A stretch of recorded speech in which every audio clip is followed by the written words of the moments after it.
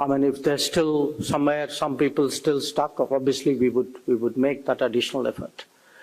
But remember, Operation Kaveri was not a one-off. It was a particularly complicated operation. You know, for various reasons, we were hesitant to speak about it too much in public. It wasn't just probity and a sense of responsibility. I was actually genuinely worried that if we highlighted the predicament in which our people were, we would be putting them in danger. So during this period, from April 15th, when it started, we've been working very, I would say, efficiently, but very much with not too much details in the public domain. You know, in many ways, you can contrast it with some of the earlier operations. Now, in the case of Operation Kaveri, we brought back almost 4,000 people, and broadly about 11–12% of them were inhabitants of Karnataka state. And you know, this was done using the Air Force. There were 17 flights. We used the Navy. There were 5 sorties by ships.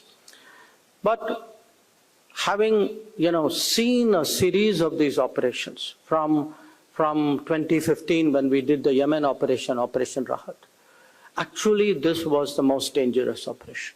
It was an operation where people put their lives at risk, where there were quite a few embassies in Khartoum. When the fighting started, most of the embassies left very quickly. Our embassy stayed. Our embassy stayed because there were Indians in Khartoum. And I finally had to, you know, when all the Indians had left, even then my embassy was there. My embassy was there because my ambassador and his team had that sense of responsibility. They said, no, there's still people stuck in different places. And I finally, on the day when the ceasefire broke down, I actually had to order them saying, you're putting your lives at risk. Please relocate within Sudan. And the kind of challenges, and you know, bit by bit, story will come out.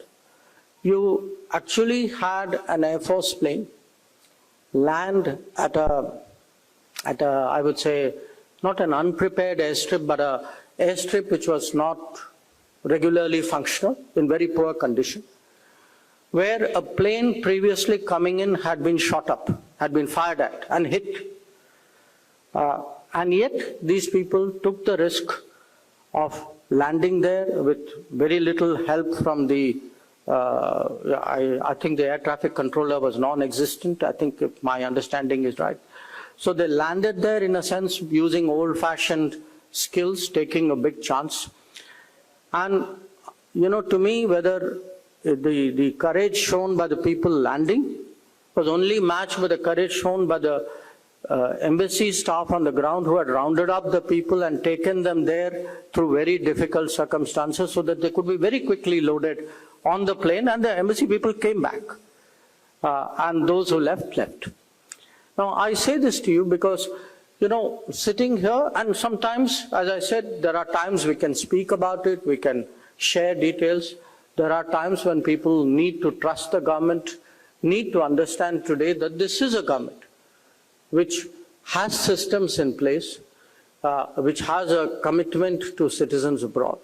So, I mean, in fact, when Sudan, the fighting started, I was myself traveling.